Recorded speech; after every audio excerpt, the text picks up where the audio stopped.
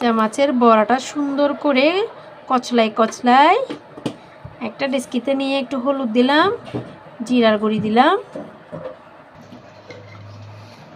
তারপরে মশলার গুঁড়ি দিলাম পরিমাণ মতো, তারপর দিলাম পরিমাণ মতো লবণ। আমার আম্মু সব কিছু মশলাচ্ছে, মেখে টেকে দিচ্ছে। এখন সব কিছু মিক্স করে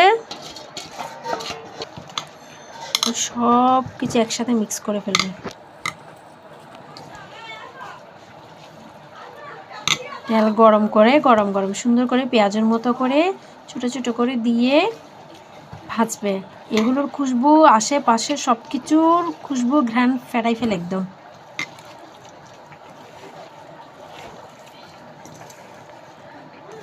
এটা আবার আমাদের বাসার সবাই পছন্দ করে।